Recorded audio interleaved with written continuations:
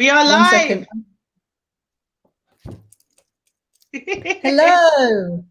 Hey guys, we're live. We're about to go live on Instagram.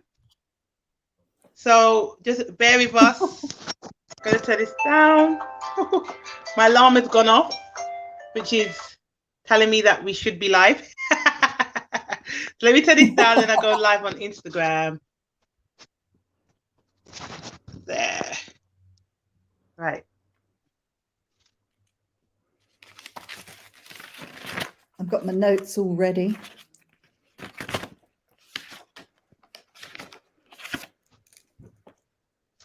Hi guys. We're gonna wait for Natalie, the nanny buddy, to join us. Today we're talking about IVF. Let's see if she's. Oh, I'm coming. Let's see. Hi, Coco Cross. The nanny buddy to join us. Today we're talking about. There she is. There she is. Let's go live with her. Live. Let's see. Hi, Coco Cross. There. Coming. Oh, there she is. Oh, hi. There she is. Let's go live with her. Yay!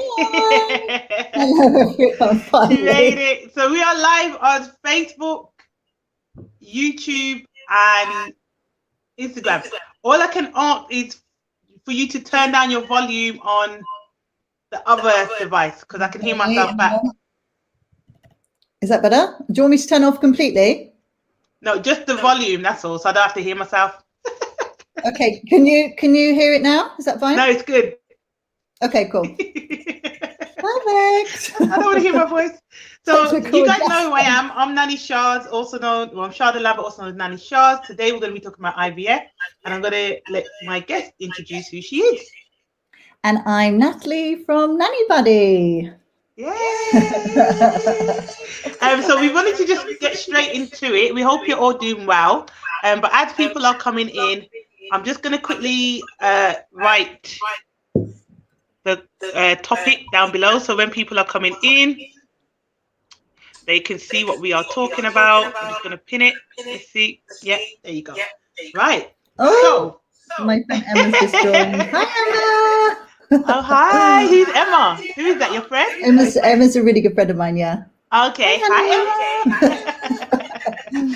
So, yeah, first of all, I just want to say how proud I am of Natalie for agreeing to do this live with me, because this is a very personal topic that I think is going to help a lot of people. So I really appreciate you, agreeing to do this and putting yourself out there like this, because it's not easy. Hey, let's play and learn. So we wanted to just do a quick, in case you guys don't know what IVF, I've been on Google because I wanted to make sure it's the politically correct way of saying the definition of IVF. So IVF is described as a medical procedure whereby an egg is fertilized by a sperm in a test tube or elsewhere outside the body.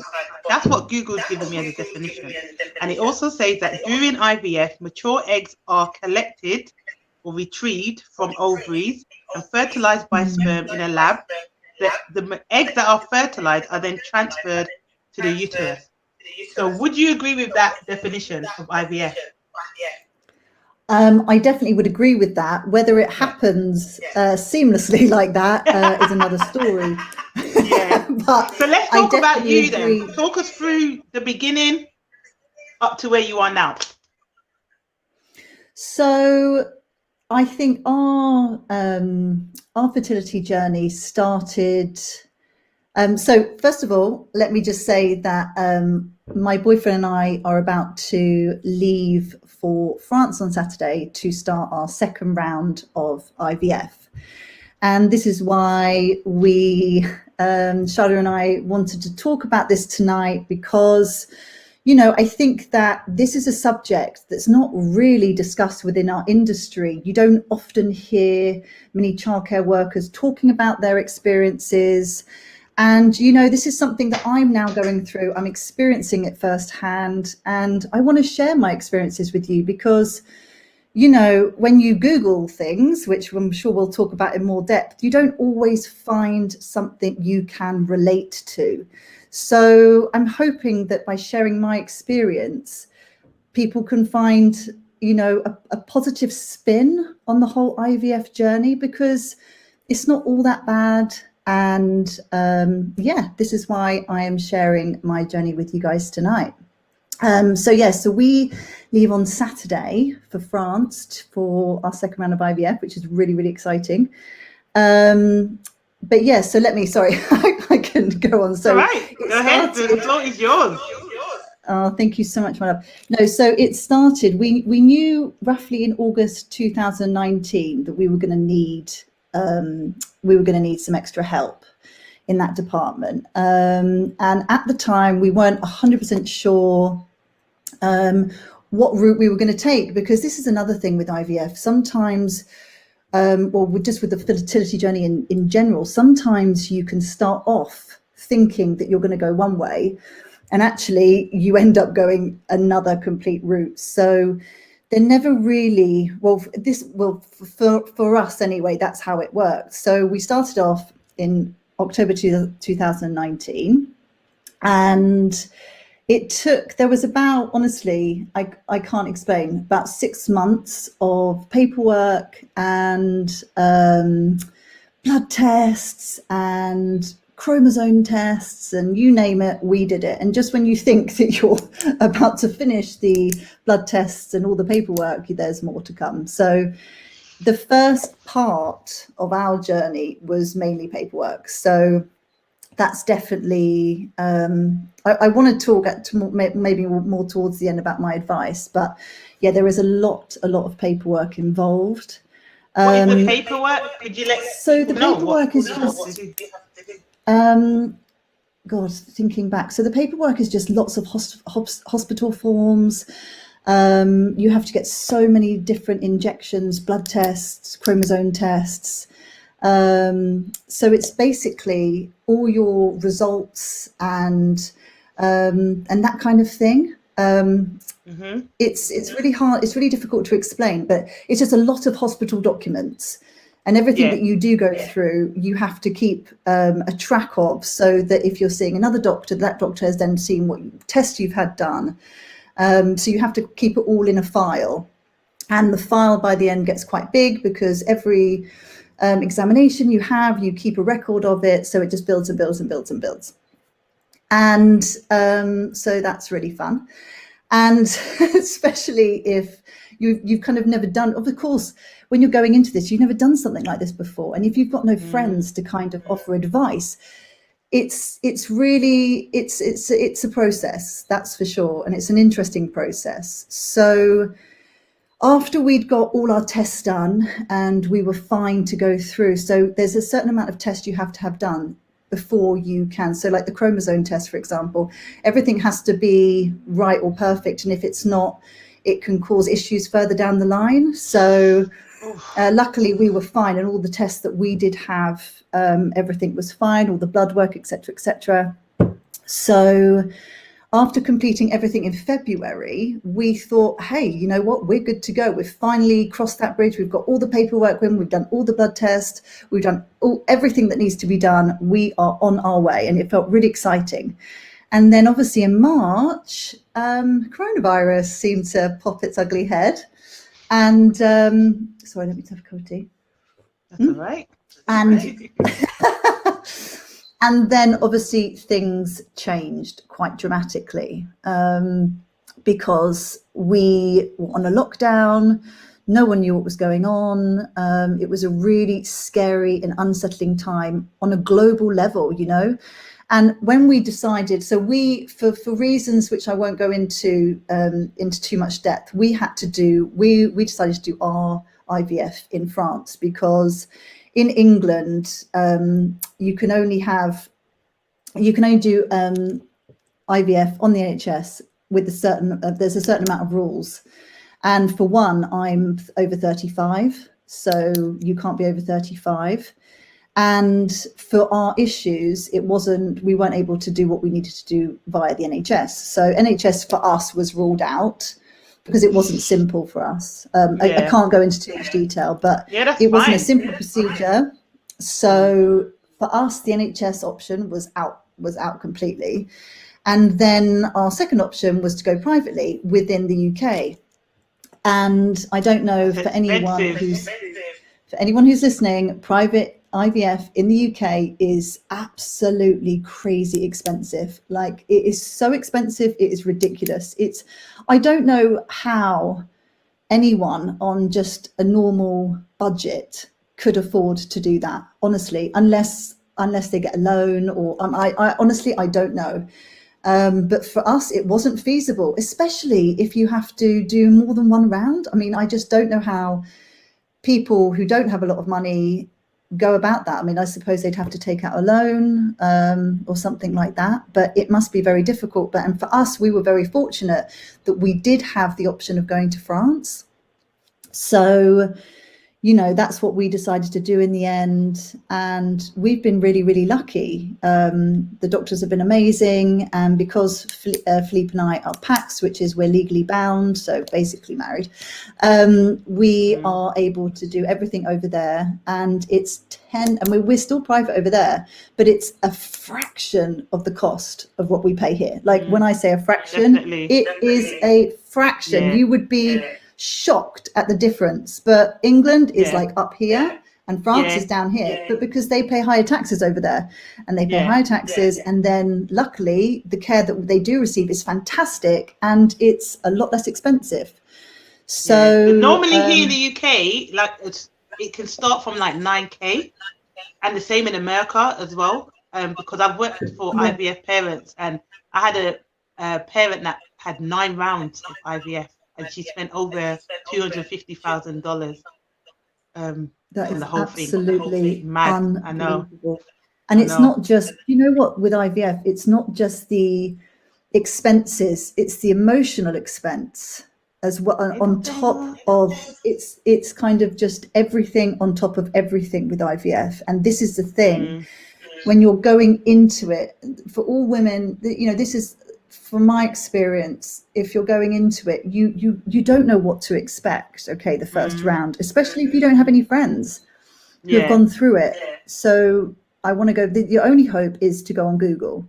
So you Google, and you Google till you can't Google anymore. And I'm not even kidding you. I mean, I know that's what I did.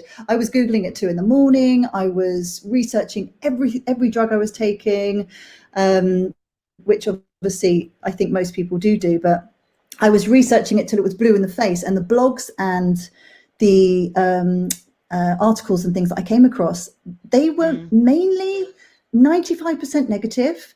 Women who have had awful experiences. Now, I am not putting that down or anything, because some women, it is very difficult for them, and I completely feel for them. I really, really do. But to try and find, this is why I wanted again to talk, because actually my experience wasn't that negative and it wasn't that bad. And I want to say to anyone who's about to go through it, it doesn't have to be difficult. It doesn't have to be it doesn't have to be as hard as a lot of people make it out to be, you know. Especially on the physical side, because I think a lot of people, when going into IVF, their main worry is the needles. That is everyone's main worry. Will the needles hurt? Is it uncomfortable? Do you get bruising? And you see a lot of celebrities. I've noticed this actually, a lot of celebrities who are very open about that IVF, posting their bruises, their scars, and actually, I don't feel that that's everyone's experiences, and it's giving IVF a really negative kind of connotation. Yeah, absolutely. Association, But for me, actually, IVF is it's a step forward in the right direction, and it's definitely, I mean, 100% not the choice I would have chosen if I had an option. But it's giving me hope that a child is possible for me. And you know, it's not, so I don't want to portray it as something negative, because actually it can be very beautiful, and it's full of hope, really, IVF, you know. And I think you do. This is what the word that surrounds it. You have to be hopeful and you have to wish for the best at all times, even though that might not necessarily be the outcome. But so it's so. Do you want to go back to COVID? So I was going to ask you, how did you find?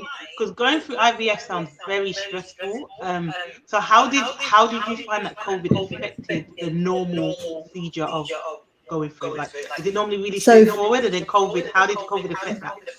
So for us, we finished all our paperwork and all the blood work and everything to say that we were fine to move forward in February. So our next round of appointments was meant to be in April, and obviously that was cancelled. So at the time when COVID first came in, we thought that because it was only 3 weeks at a time, wasn't it? So the first lockdown was 3 weeks. Well, that's what everyone thought.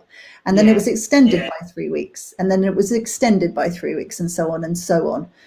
So in the beginning, I wasn't too stressed because I thought that by the summer, when we were supposed to be having our procedures, that actually everything would be okay.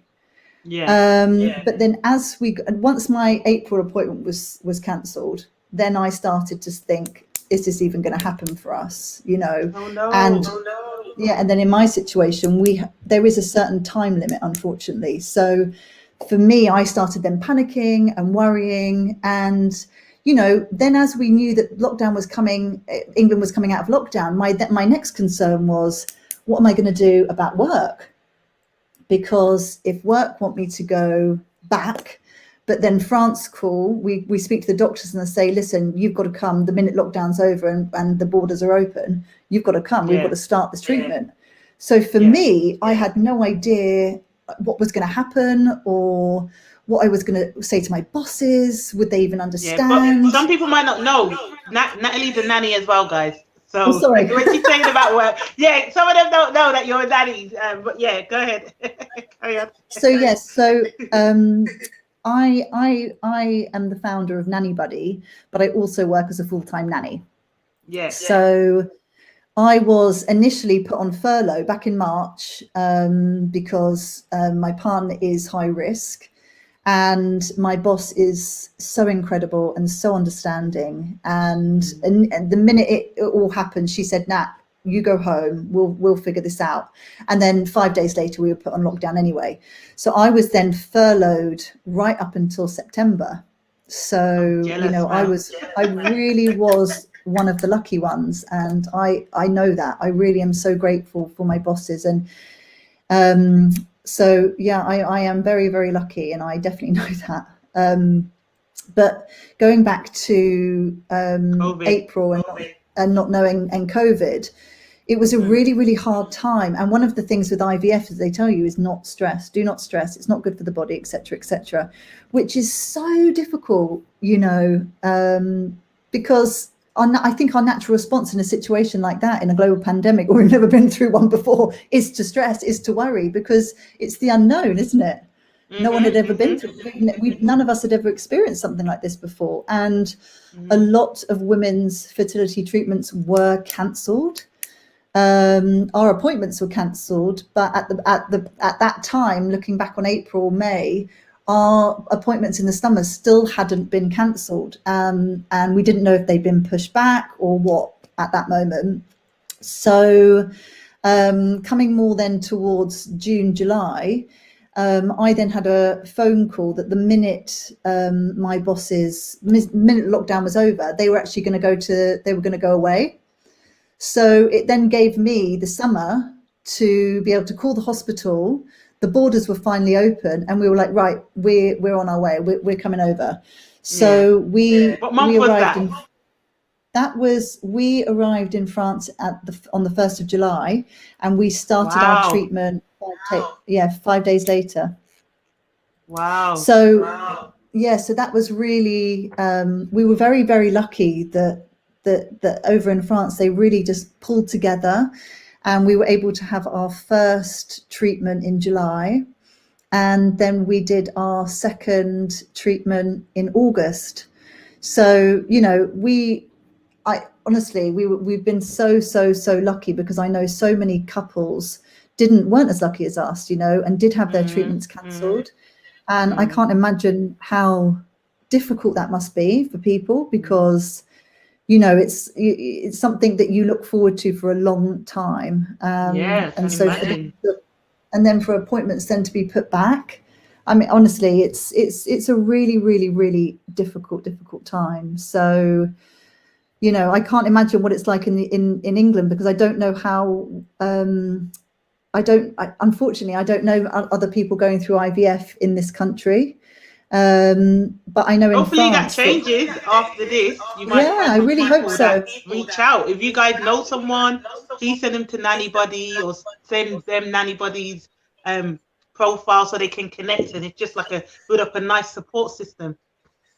You know? Yeah, please. I'm, you know, my door is always open, and I really would love to hear your stories, and I'd love to hear what you've been through, and I would love to connect with you. So, you know, this is the reason why I'm talking about this, because I want to get the conversation going about IVF in the childcare industry. And, you know, it's very difficult working with children whilst trying to have children of your own, because but actually what I found is, going back to work in September, I saw a post you did the other day actually about how children are just magic, and they get your mind.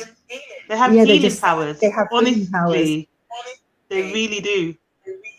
They really are absolutely incredible. And yeah, I just wish that I really wish that you do reach out to me, because I'm always willing. My door is always open, and I really want to hear from you. And I'd love to share experiences and chat. Yeah, and connect with Nanny Miss Monique. Nanny Miss Monique went through IVF in America. Yes, let's definitely chat. I would absolutely love to connect with you. Let's talk about this, because you know, every experience is different.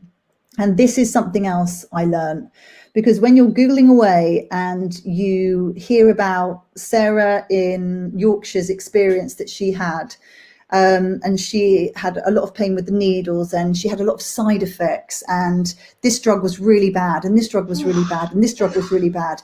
You know, you then start working up as if you're that person and you're having that experience. I mean, I don't know, maybe others don't, but that's how I initially felt. But my advice to someone about to go through it is, of course, research. But when the doctor tells you it's not going to be that bad, really listen to them. Don't, as much as you want to Google, and I'm sure you probably still will, not every injection is painful, and you don't always get side effects. You know, I started my medication tonight, actually, my second round. I literally came home and did my first injection, and it was absolutely fine. How did that go? This is my second. Oh, it's fine. Okay. It was okay. So my boyfriend, he is incredible, and he sets all the injection up for me, because actually it's really, yeah, he's really amazing. So I came home and everything was all prepared, and I think actually as a couple, it's all about teamwork, you know, because I've always wanted to do the injections myself, and a lot of couples get their partner to do it, but I did not. I wanted to do it myself. So Philippe is then in charge of preparing everything.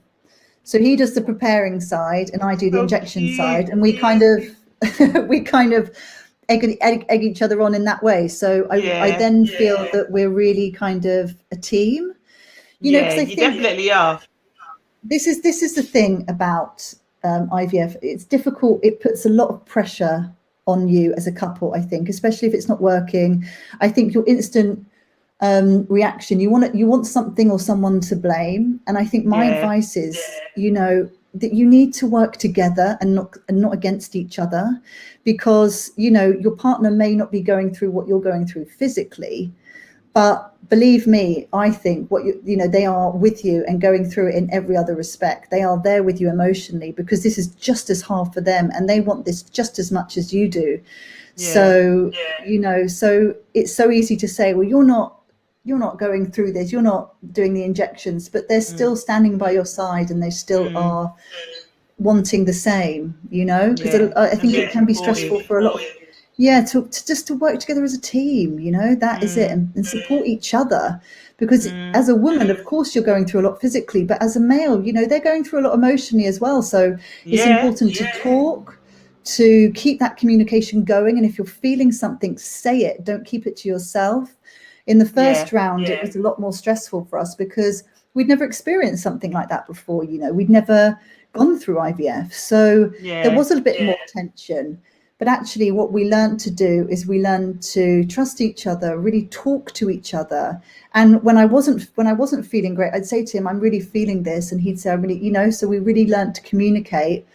And I actually felt that it brought us closer together. I just about to ask you that. That was my next question. I just about to ask you, thought it brought you closer together. A few people have been commenting, so I wanted to quickly go to the comments quickly, just to see if you guys have any questions, could you put them in the question box for Natalie, please, and then we can get to them. If you have any questions, please, guys, put them in the question where you see the question mark. On Facebook, we have Sarah, I think it's Haywood. Haywood, am I saying your name right? I know, that's the Northern Nanny. Hi. She said, so brave for sharing your story and highlighting such a sensitive issue for so many. Awesome work, ladies. Oh, thank you so much. That's so kind. She's so brave. I don't know how she does it, because when you remember when you first said to me, Sharda, I really want to, and I said, are you sure? And you remember I said, are you sure? And she's like, yeah, no, and I was like, that is very brave, because me, I would have been extra-fied. So the fact that you as well, you're the one that initiated the conversation, like, I'm just so proud of you. We got Dr. Henna in the house. She said, really relevant, interesting topic, ladies. Thank you. Is she the doctor? Dr. Henna, what are you, obviously you're not, I don't think she's the IVF doctor, but what sector of the NHS are you in, or are you private? And the holistic nanny Lucinda said, so brave. Yes, she is. So proud of you. Like, and I'm excited. I can't wait. She said, I've had fertility issues and I can't even bring myself to talk about it. Much love. Wow, look at that. You are so sweet, and I love your Instagram page. Oh, so simply. Hi. See, you got so many lovely comments. In case I cry. Yeah, so I'm gonna get the tissues in case I get emotional. Yeah. It's hard, you know? So in terms of like, okay, so you get to France now, and talk to us through a day in the life of going through IVF. How many needles do you have to take? Do they have to be done at the same time, or like how many different drugs? Like, talk to us about that. Okay, so the first round is, well, I don't know if this is like this for everyone, so I'm going to talk about my experience. The first round is kind of like a test round, because the doctors, they don't know your body, they don't know how your body's going to react to certain drugs, they don't know how I don't know what I can say, but like your ovaries and things like that, they don't know how they're going to react. It's kind of like let's give them this and let's see how that works. I mean, that's how that's how, now it may not be like that for everyone, so please don't take my word. I think it is, because it was like that for my boss. She said that as well. So a day in the life of an IVF. So what you do is every evening at the same time, you take an injection. You normally have to inject it into your stomach. Now, it sounds awful, okay? And honestly, can I just be honest? When I first found out about this, I honestly had the worst panic attack. I can't even tell you. I was absolutely petrified. I was like, I don't want to do this, don't want to do this, don't want to do this. But then I was like, okay, come on, Nat, you have to just pull it together. You can do it. So my beautiful, I call him my beautiful darling, sorry, but my call him that, your beautiful darling. My beautiful darling. So he was like, right, I'm going to, so I was like, I need to inject myself. And he was like, right, I will get everything ready and I'm going to prepare everything.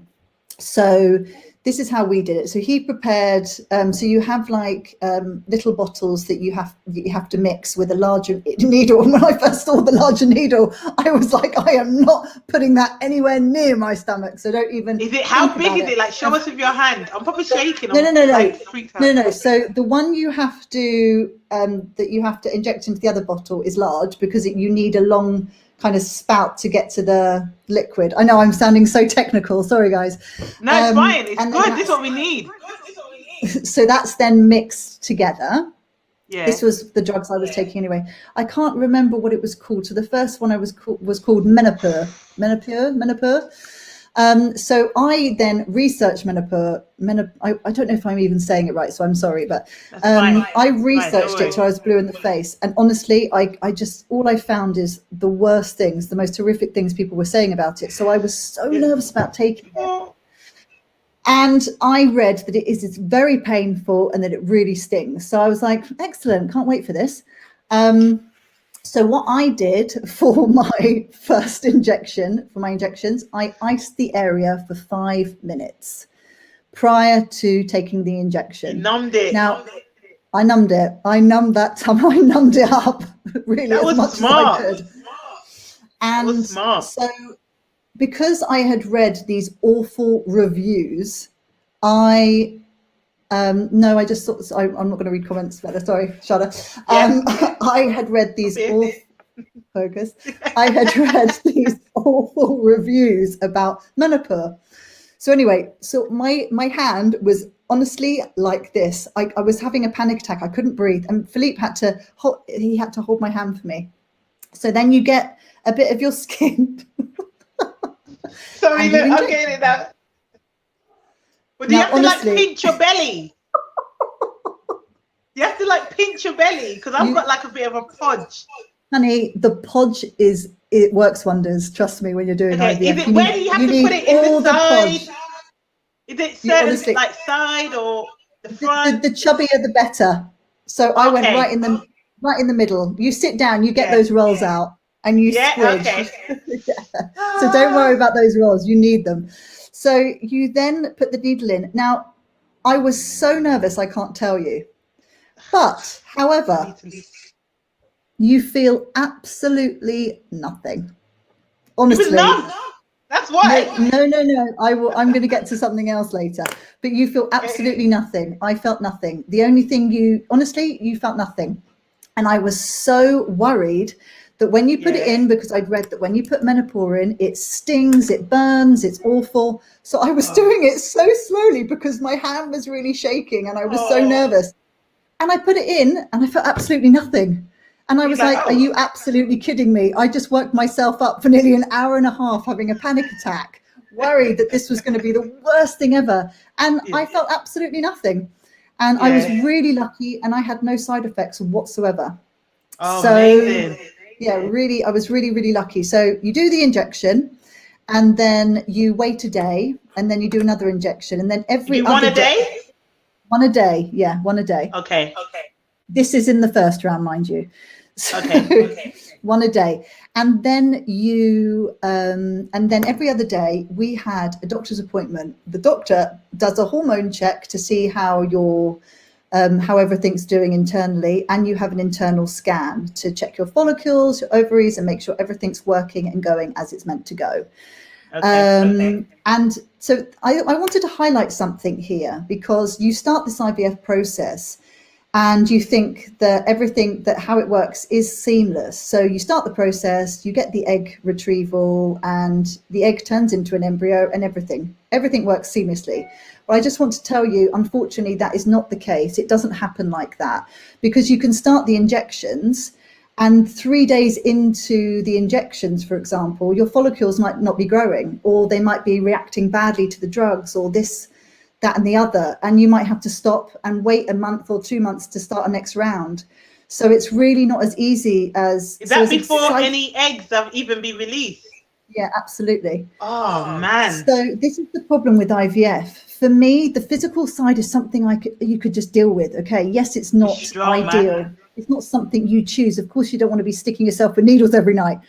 But the emotional side and the hope that you put into every round is hard, because you can start off and then suddenly you're told that this isn't going to work for you, and you either have to wait to give your ovaries a rest, or your follicles aren't growing, or it could be a number of things, and no one sees or hears about this side of thing. I just saw, sorry, comments. And it's so important to highlight that that just because you're starting around doesn't mean you're even going to get to the embryo or the egg collection or anywhere near that. So please, my advice to going into IVF, okay, is be hopeful, but please also be realistic, because you know, IVF is amazing. It's absolute miracle worker, but it doesn't always guarantee you success, you know? So please just keep that in mind. It's really important to keep that in mind, because I could sit here and say, oh my God, it's amazing, it's so good, but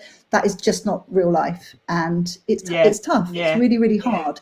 So say, for example, everything's going well, back to the day in the life, everything's going well, and your doctor's saying everything's going fine. You continue with the 1 a day. This is on the first round. And then because you don't want your ovaries and your follicles to grow too big, I got another shot, which I can't remember the name of, I'm really sorry, where it stops the growth of the ovaries. So you have one in your, and this is for 2 or 3 days, just before the egg collection. So you're having one in your thigh and one in your tummy, one to make them grow, one to stop them growing. So that's great. Honestly, the whole needle aspect, sounds so much worse than it is. That is my experience. It sounds awful, but honestly, once you've done a few, you just get home, you shove it in, and that's it. Is it not painful? Because I'm petrified of pain. Honestly, honey, the first shot that I did, I couldn't stop my hand shaking. But once you've done that and you know you're fine, you just get on with it. It's becomes like having a coffee in the morning. You just go home. It's 8 o'clock. It's time for shot. The boy gets it ready and you put it in, and that's it. You know, it's like, that's how it is. It becomes second nature. It's not. It's not as bad as it seems. So when you're reading these reviews and you're hearing people say it's really awful, please remember that is not everyone's experience. Not everyone feels that. It's not always painful, and you do not always have side effects. Okay, so that's something else I want to put out there. Perfect. So you then get to the stage, So you put it in the thigh and the tummy. What happens next? So thigh, tummy, and then once that's over, you then have a thing called a trigger shot. So the trigger shot tells your body it's ready for ovulation. So you do this 36 hours before your egg collection. And it's the same. So I just want to say that the needles, by the way, I should have had one. I've got one in the cupboard. I should have shown you, but I don't have it ready. But it's tiny, and I promise you, it's like one of those ones that just breaks through the skin. It's so sharp. So it's the same with the trigger shot. It's a small needle. It's a thicker tube, so it looks quite daunting. So please don't get put off by the tube, because the needle is the same. And so you then do that, and then you have no needles or injections until you go for your egg retrieval, which ours was very early in the morning. We had ours at 7 a.m. on Monday morning. Now, at this stage, I want to highlight as well that you don't always get eggs that are viable. So you can go through all this phase of injections, and you get to the egg retrieval phase, and you are then told, when you wake up, I was put to sleep just for 10 minutes, but you wake up and you feel like you've been asleep for 2 hours. And you're then told whether you retrieved any viable eggs or if you didn't. So they're taken from the doctor when he's retrieved them. They're then sent straight to the lab, and the lab will then let them know immediately what ones are good and what ones aren't so good. We were very lucky that we retrieved, 2 eggs, which some women retrieve 40 eggs, so we are at the lower scale. But for us, for me, it's like 2 eggs. That is great. Fantastic. 2 eggs that are viable. Thank you. For me, that is all that I need. And then the lab call you. So then this process is really difficult. This is a really hard emotional phase. So then over a period of days, you're given a number of phone calls to tell you whether your egg is surviving the first stage, the second stage, and how it's working together with the sperm. Is it even working? Have they joined? Are they having a great time? Or is it not going to work? So you then we had, I think, 3 phone calls to tell us every stage. And you just have to wait at the other end of the phone, hoping that the lab is taking incredible care of your egg. And I think at this point, you have to relinquish complete control, because I think part of you feels like you're in control of this journey, you know, and you're just not, you know. I want you to know that we can only do so much, you know, but we have to then hand over to our bodies, and we have to hand over to forces outside of us, like the lab and the doctors, and we have to trust that they know what they're doing, you know. We have to really try to do that, because otherwise you're just putting so much worry and stress on your body that it doesn't need. I know that's hard to say. It's so much easier said than done. You sound very mentally strong, because even me, who's not going through IVF, I feel a little bit traumatized. I'm like, is this what women are going through? Like, I want to just hug you all and just be like, here's the baby. Like, I feel like I just need to save you guys. Like, that's how I feel, because I'm thinking, wow, like, I feel like when I spoke to my mum boss that went through IVF, she told me bits and pieces, but she didn't like how you're putting it, like go through day and day, like break it down. And so now I feel like if I see someone that's gone through IVF and had a child, I'm having some next level of respect for them, because this sounds a lot. Do you know why? It is a lot, but do you know why I probably sound mentally strong? It's because this is not my first rodeo. You know, this is my second round now. So it's like, once you've experienced it, you know exactly what's coming for you, whether it be, well, you don't know exactly what's coming for you, because like I said, the one consistent thing with IVF is that there is no constant. Expect change. Please expect change, because there is no constant with IVF, and one day you might be going that way and the next day you are going that way. So please be prepared for the unexpected with IVF. But the reason I feel that I sound strong is because it's something that I've already experienced now. So I kind of know what to expect in a roundabout way. Like tonight, you know, I just came home, did the injection like it was nothing. Like I was having my dinner, you know, because it was, and we were laughing about it, because before it was such an ordeal, and it is the first time you do it. But second round, you're just like, come on, then let's do it. Let's get it over and done with. Does it get easier? You know? The more times you do it, it gets easier. It gets easier. Absolutely. Okay. You become stronger mentally and physically. You know now what your body can handle. You know what to kind of expect. Even though actually I'm having different medication this time round, the one thing I didn't do this time round is I have not researched. I have not Googled. I have stopped myself, because I know myself, and I know that I will go down a rabbit hole of reviews and God knows what else. So you know what? I just thought, I'm gonna trust this process 100% this time. I'm gonna trust that I am on the right path and that I'm heading in the right direction. And I am not gonna Google, and I am gonna just trust in it. So this is what I did tonight, and it feels actually so liberating. It feels really liberating. I just feel like, do you know what? Yes, I'm gonna do this, and I'm gonna smash it. That's how I'm feeling. I'm feeling it's actually really empowering, you know. That's how I feel. I feel empowered. I feel strong, and I feel like I'm able to do anything. So if I can help someone else who might not be feeling as positive or as mentally strong, then this is why I'm doing this. This is why I'm sharing my experience. Please don't forget to come forward and reach out, because I'm always here and always willing to chat. Always. Definitely. I want to go to the comments, because you got quite a lot of comments. We had a few more people coming in. Let me go, guys. Like I said, if you have any questions, please put them in the questions section. So we have here, hi Alicia. We have Kalisha. She said, I love and respect that this is talked on your live, Sharda. It's so personal. Much love to you all. Thank you.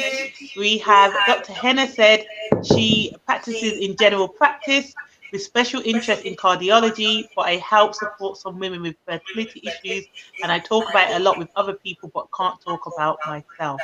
Oh no. Well, maybe you could reach out to Dr. Henna. Yeah, Dr. absolutely. Henna. You can reach out. She's lovely. Me and her literally always end up on the same lives. Like, she's like my Insta buddy. I like her. She's really lovely. And then we've got Nanny Amy's. Hi, Amy's. Amazing Hi, work, Nanny. ladies. Bringing people closer together and normalizing a tough subject. Thank you. I hope the house is coming along. Absolutely. She's asking, Dr. Henna asked a question, so I'm going to come back to that. Let's Play and Learn said, my face is exactly like yours right now, Sharda. Yeah. I'm just over dramatic, but seriously. Reshit said, I also had a panic attack in the first time. My husband helped with it. It's worked for 2 as for me. Oh, amazing. Look, see, that's another lady. Reshit, hi. I talked to her a lot in the DMs. I didn't know she had gone through IVF, so this is amazing. That's another person for you to check in. Hey, Jane. Kalisha said, I had to do injections after I had my daughter in the stomach too. The fear at first is dreadful, but it's true. You do not feel anything. Mind over matter. Let's see. We have more people coming in. Hi. Yes, this is the side that no one sees. Oh, amazing. Look, see, this is why Nat wanted to speak on it. Yeah, hi, the absolutely. Mindful Nanny Collective. She says, hi, beautiful being. So proud of this convo that's happening. You're so strong. Oh, she's like, wow. Kalisha said, you're amazing, Natalie. The Mindful Nanny Collective said, yes, you are. You're so inspiring. Nanny Kim on the go. Hey, Kimmy Kim. She says, thank you so much for inspiring. I went for an initial consultation, but ended up adopting. You never know. Thanks. Yeah, and this is why I wanted to learn about it as well, because I really want to go into foster caring and adoption. Okay. But I don't know. I might change my mind one day and want to have a child. And if I don't have no man, I'm going to do it for myself. So this was really important for me to just hear this and listen to your experiences and everything else. But I want to make sure that we are not cutting you off and shortening your journey. So let's go. So where we're at now is where you've had the injections, you've got the 3 phone calls telling you the different stages of what's happening with the egg and the sperm. So what happens next? Yep. This is like a movie. I'm like, popcorn. So what happens next is you get called to say that your egg is that one of them unfortunately didn't make it, but you've got one that's like really fighting and has joined with the sperm and everything is going well and it's looking likely, but not 100%. So you have to wait for that final phone call that it is going to develop into an embryo. Now, I'm not sure why. This is something I want to talk about with our doctor, actually. So I've been doing some research on this. And so there are 2 phases of transfer you can have the embryo transferred on, 2 days. Either the 3rd day of the embryo, the embryo growth process, or the 5th day. Now, a lot of people that I've been researching seem to say that they transfer when it's a blastocyst. I think that's how you say it, sorry. And it's developed to the 5th day, because apparently that has more chance of implanting into the uterus and creating a baby. So we had our transfer on the 3rd day. Now, my concern is, I think what they do is, if you've only got, now this is, I'm just making assumptions here. I don't actually know if this is true or not, but I'm going to speak with our doctor when we get to in France. Is it because on the 3rd day, they're not sure if it's going to, there's only one egg, okay, and they want to keep that egg. So on the 3rd day, they put it back into you, so they do an insemination, which some people say I've read is like a smear test. That's what it feels like. Well, for me, it's a bit more painful than that. I'm not going to lie. It's not exactly painful, but it's not it's uncomfortable. It's more uncomfortable than a smear test. Absolutely, definitely. I've had smear tests. I have them every 3 years, as per usual. And yes, it's definitely uncomfortable. So just be prepared for that, because everyone says, oh, it feels like nothing. But for me, it felt like something, and it was slightly uncomfortable. So that's something I will be honest about. That was one of the most painful things for me. Not the injections. The injections were nothing. That was one of the most painful things. So yeah, so then they do the insemination, and you see on the screen the little embryo going. It kind of lights up. It's really amazing. And then that's it. And then you lie for 10 minutes, and then you wait for 2 weeks. And 14 days after your insemination, you go for a blood test. And the blood test tells you whether you're pregnant or not. And unfortunately, I had to come back to England to quarantine before going back to work, because I had to be honest with my boss and tell her our situation, and that we weren't just kind of having the most amazing holiday in France, that actually we were over there doing fertility treatment for 2 months. I know, when you told me that you was in France, I was like, I'm hating, you're having the best time, it's very sunny, da, da, da. And then you messaged me later, it's like, Sharz, I'm actually not here for a holiday. I was like, oh, sorry.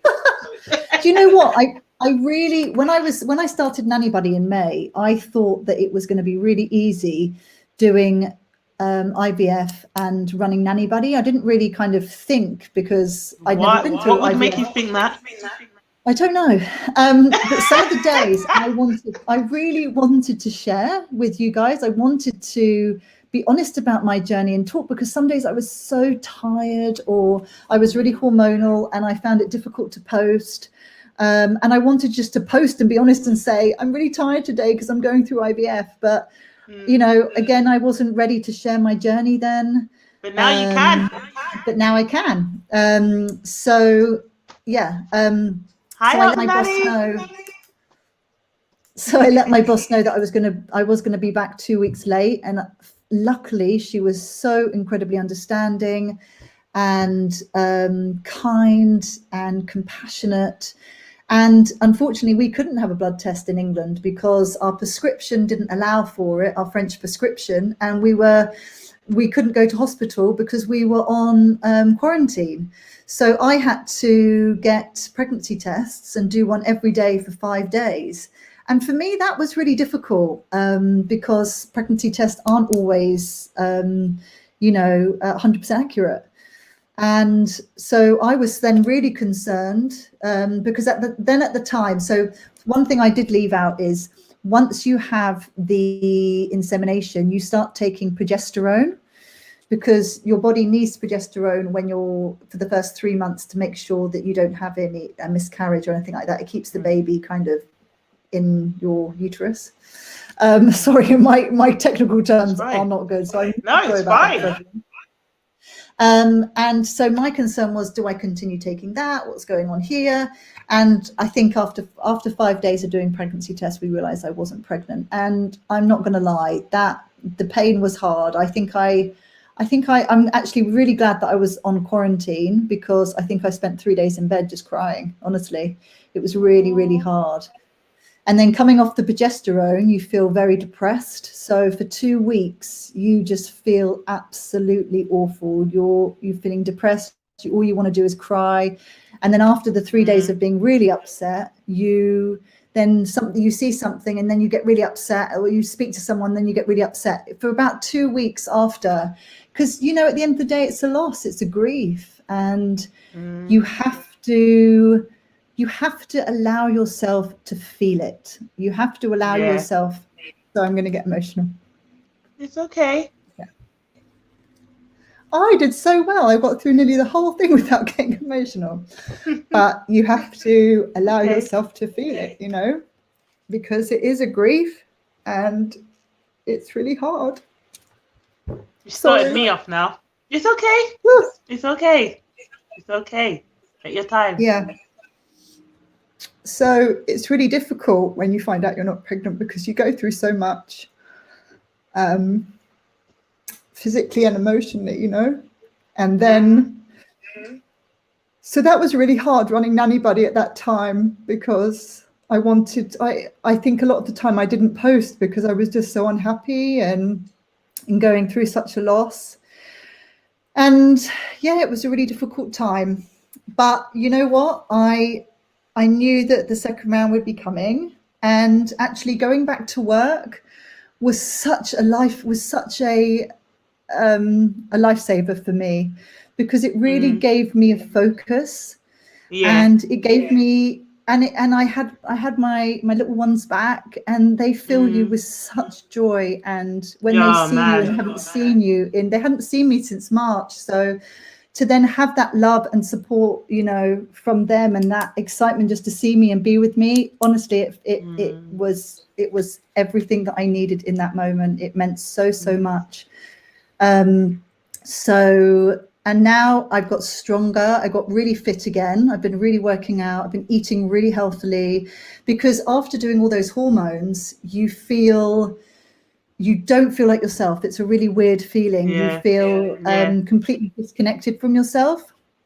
So I'm now starting to feel like myself again, and I've started the hormones tonight. So I'm really excited about the next phase of our journey, whatever that's going to bring.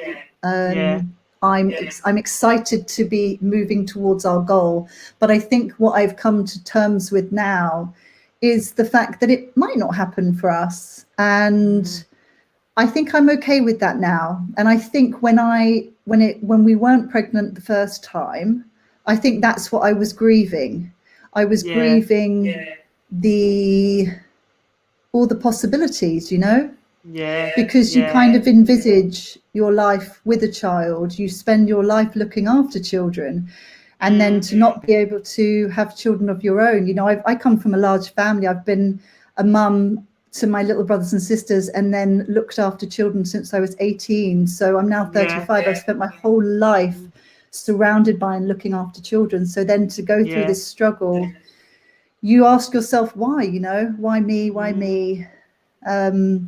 But I've learned now after the first try that I think the reason I grieved for so long after it is because it was the kind of me letting go of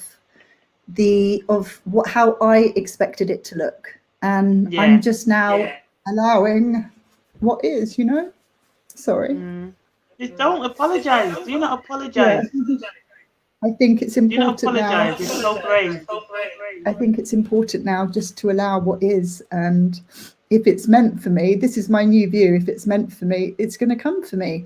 And you think of all the things in your life that you've ever really wanted, and they always come to you in the end, I think. And if they don't come to you, then they weren't meant for you, and you have to believe that there's a reason for that. And that's how I'm kind of going into the new, my next round. So I'm trying to put a positive spin on it, but be hopeful. But I think I'm a lot more realistic now, you know, and I'm okay with that. I'm okay with that. So so that is the process. This is therapeutic. I'm so happy you're speaking on it, because you need to let those tears out. You need to, you know, be vulnerable and make other people see that it is a roller coaster of emotions. You know, like me, I'm not going to sit here and pretend like I know what you're going through, because I don't. So, but I can empathize, and I can learn from it, and I can be as supportive as possible. And I'm just saying, everyone on this live, if you all can just do a prayer, a positive prayer today, just have Natalie in your thoughts. Let's just get some positive energy and dash it her way. When I say dash it, yeah, because we want this round to work, guys. We want to see the face. We want to see her. Literally, I'll be so happy, and we just want to go in there with a positive mindset, like you said, and be hopeful. And like you said, if it's for you, it will happen. My mum always used to tell me, what's for you will never pass you by, and I live by that. Absolutely. I literally live by that. Hi Paris. So I'm going to go to the comments, because you've got a few comments for you, Nat. Well, go ahead. Sorry, you want to say something? I said, no, I was just saying to Philippe, I said to him just after we found out, no, because this is going to seem really sorry to some people, but I'm very fortunate that I have the most incredible, supportive, loving, incredible partner. And I said to him, you know, I had so many bad relationships before you, and I wish for you, and you came along. So hopefully it will be the same. So could you tell me the wish prayer that you did for Felipe, so I can replicate that, because I'm not really sure what's going on here. You know, it's a bit, I don't know. So we can have a chat after. Great. I've got my pen and my paper. I write word for word what you asked for, so I can get, give us the gems, because, mate, this is just the dating scene right now. It's a shambles. It's shambles. I wanted to go to the comments because I think you've got so much love in the comments. Thank you, guys. We got. Hi, Emma. Felicia said you're explaining everything amazingly. Stop worrying, you're doing great. I agree. Nanny Amy said you loads of love. Reshit said I was pregnant twice and both times pregnancy test was negative. Oh, so look, that goes to show you need the blood test, isn't it? You are doing amazingly, Nanny Amy. Why do I keep calling you Nanny Amy's? Nanny Kim on the go said, yes, much love to you both on your journey. You are amazing, said P by P. Let's see who else we have here. Hi, Mr. John. So this is me just being, Charlotte being a little cheeky, and obviously it's a bit personal, but you see when you have ideas, do you have to stop? Well, can you still? No, you can't. So you have to be careful. So another thing also you have to stop is you can't exercise. So you can do no exercise no hanky panky. Oh man. Which is it's so basically, so what they say is that you can't exercise because your ovaries are being stimulated and they don't want to aggravate them, or there's lots of different things that could happen. So I'm someone who exercises quite regularly and I'm really kind of active. So for me, that is difficult. So I'm going to do my last workout on Friday, and then I won't be able to do anything until we find out if it's a positive or a negative or what our situation is. But my key is walking. If you can't work out, you can still walk, go outside. And so we're in France. It's another thing. Over in France, they're on a serious lockdown. So you have to have sheets of paper explaining why you're out, and you're only allowed out for 1 hour a day. So it's a lot stricter than it is here, but we can still go out for this is why we're still able to travel, just in case anyone is wondering, because it's a medical reason and everything was pre-booked before lockdown. We're still able to continue with our medical treatment, and everything's still going ahead, and we've got all letters from the hospital, etc., etc. So we're all the fertility treatment is still going ahead in France. So we've been blessed. We're so lucky that nothing has been cancelled. We can go over there, whether or not it will continue to go seamlessly once we arrive, who knows? But at the moment, we can get there. So that's all that matters. But no hanky panky and no exercise, annoyingly. And they both give good endorphins as well. So I will struggle, boy. I will struggle with that. Jerk Shack said, I did a 10K run. Did you have IVF? I don't think you did a 10K run whilst you're having IVF. This is something I wanted to say, actually. They do say that. I think it's, again, it's personal. You have to listen to your body and you have to do what feels right for you. If it feels right to do a 10K run, do it. If it feels right to do a spin class, do it. If you feel, if you feel capable of doing it and your body is telling you it can, my advice is, you know what, do it. They do say that by not doing certain things, actually you are putting your body under more stress than if you are, because when you're refraining, you're then wanting to do it. So by wanting to do something you can't do, you know what I mean? Yeah, absolutely. Keep busy. And this is what. Are you hearing what? But this is what I plan to do. So I'm not going to continue my workout, but I'm going to continue working. I'm going to working. I'm going to continue working on Nanny Buddy, but not working as a nanny. And I think you've just got to do what's right for you. You know, they say that when you read, but when you read, 10K. Yeah, but maybe if she was running 10K a day up to that point, why not? My view is... Yeah, please write a book about it, because I'm not even pregnant. I'm not going through IVF, and I wouldn't even do a 10K on a good day. I think do what is best for you. Everyone says... That is next level healthy, boy. everyone says abstain from this certain type of food, abstain from alcohol, abstain from this and that. And I tell you what, I was good as gold the first two rounds we did. We did an IUI and IVF, and they weren't successful. And I feel actually I was stressing myself more by being so conscious of what I was eating or drinking. This time I am going in relaxed. If I want a glass of wine, I'm having a glass of wine. If I want to eat something that's not recommended, I'm eating it. Do you know what I mean?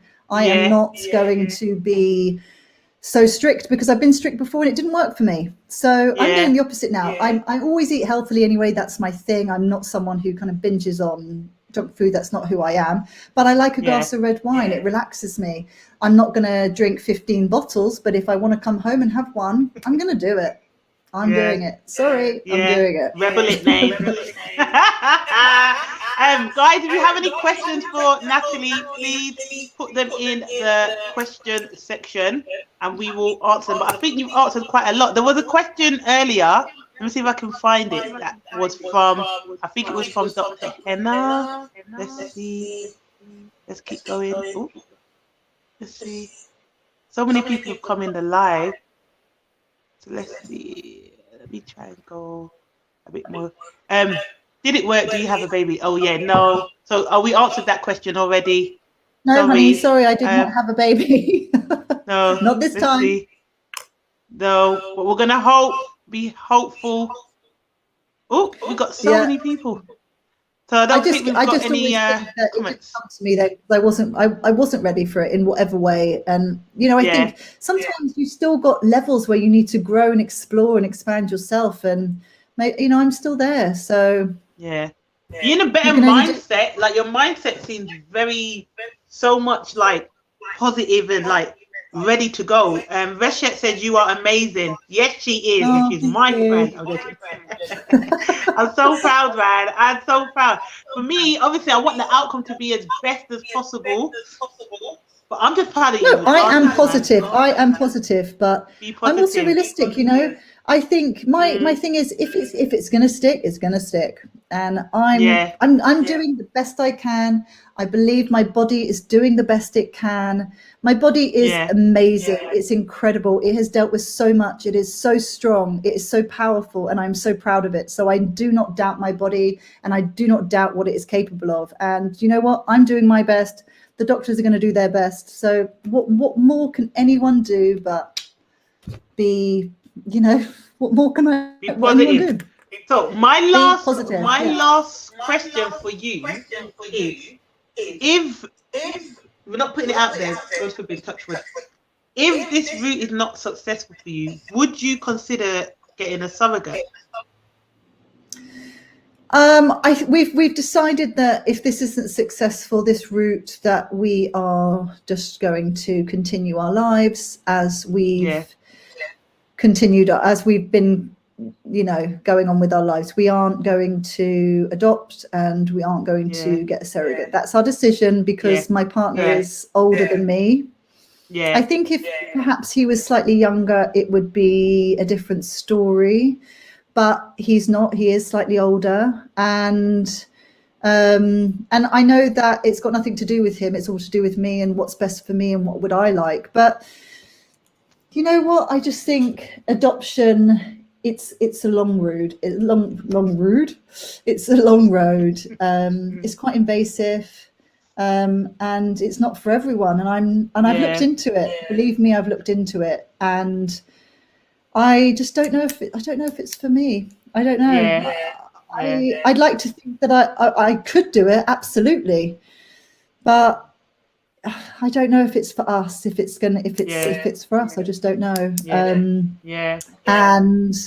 surrogacy, no, all these things cost money, and no, I think that we're just going to focus on this, and if it doesn't work for us, then I'm just going to get a lot of dogs. That's going to be my thing. Me. I got some little dingy little flat. It's not dingy. I shouldn't say that, because it's actually really cute. But I just can't have a dog in here. I just can't wait to get a house. I'm just going to have dogs. I think this is what I think we will move to. We'll move to France, perhaps. I think that's in our future anyway. Going to move over there. And we're just going to get a nice house and have lots of dogs, and just enjoy each other. Yeah. And I'm okay with that. And that's just going to be our life, and it will be a beautiful life. So I'm okay with that. Either way. You got one more comment. My previous nanny boss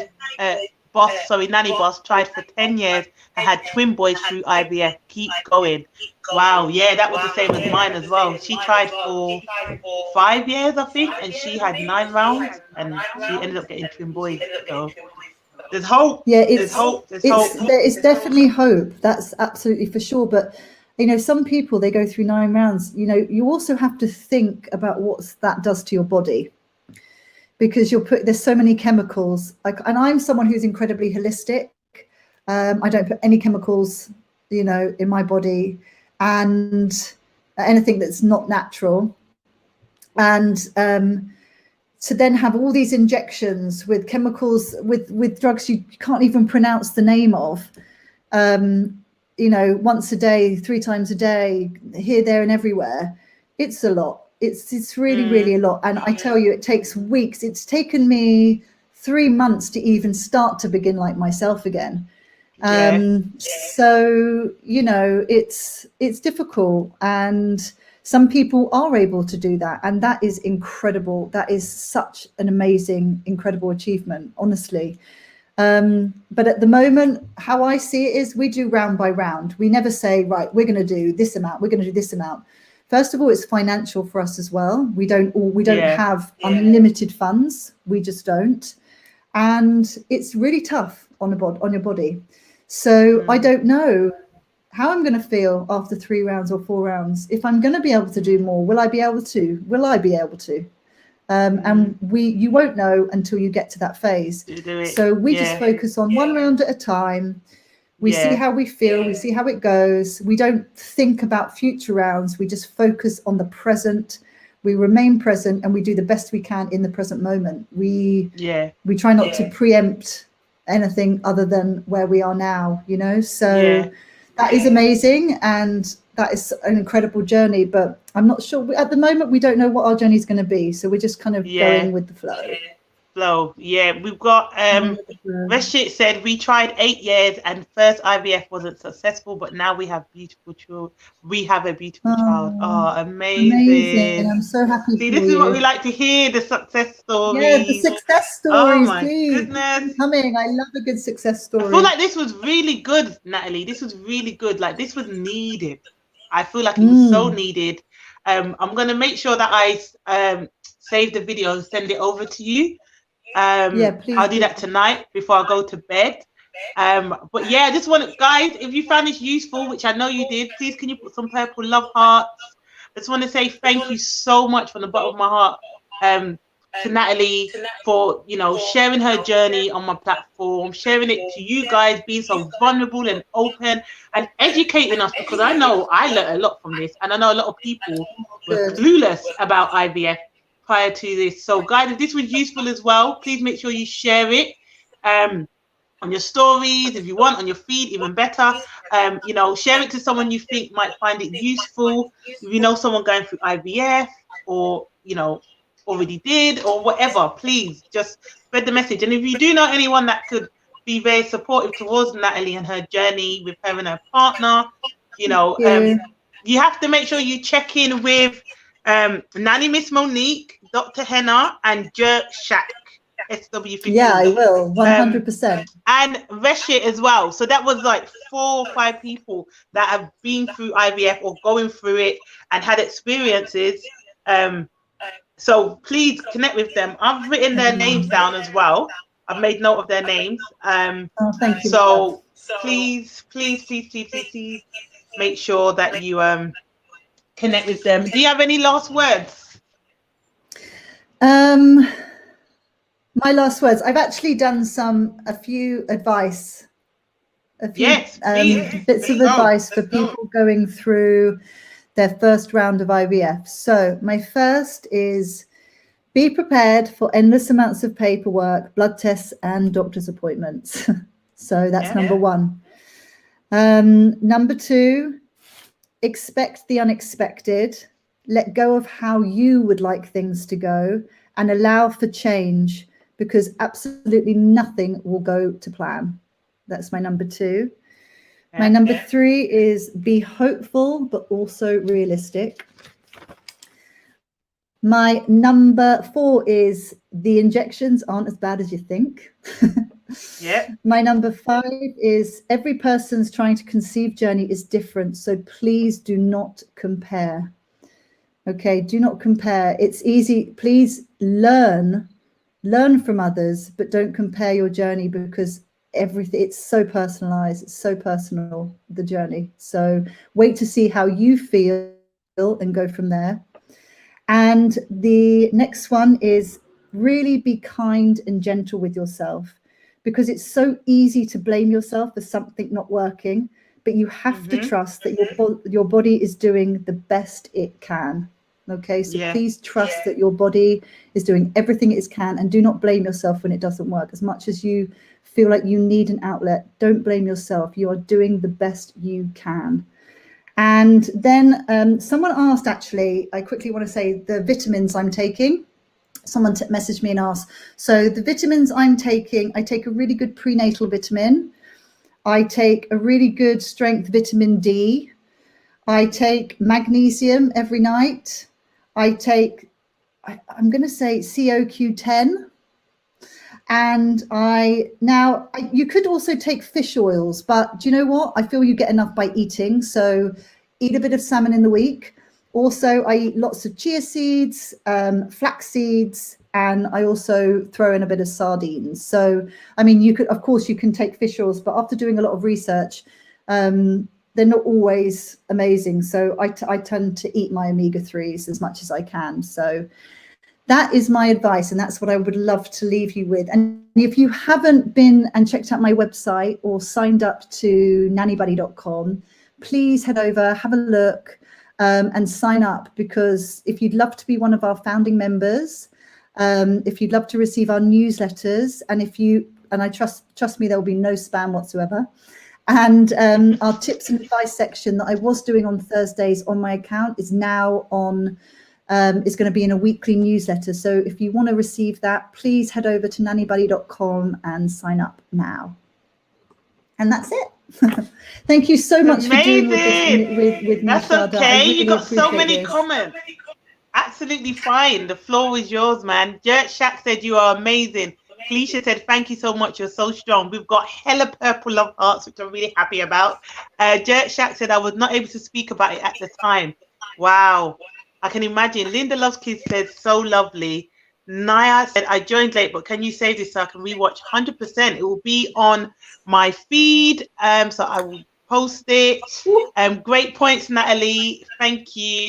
Hey, so this is good. I'm gonna just double check with you once we get off your points, because I want to, when I post it, I want to make sure I add that to it as well, just in case people want to read instead of watch. But guys, like I said, please share this.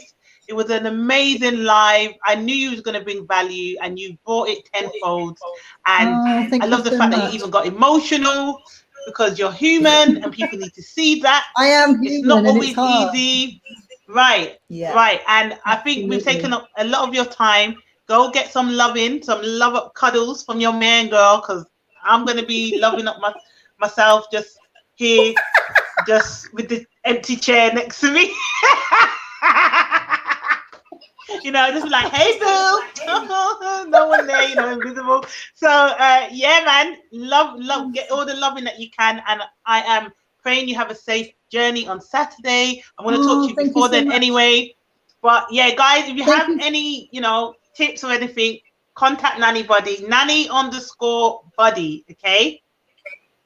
And can I just say thank you, everyone who tuned in. Thank you, everyone who commented. Thank you, everyone, for your love and support. Honestly, it means so much. So thank you so much to everyone for joining us tonight. Honestly, it means so much to me. It really does. That's it. See you later. Oh. Natalie, stay on with me down here, but up here, we're going to say bye to Instagram. Bye, guys. Hey, babe. Hey. Oh, we're still live.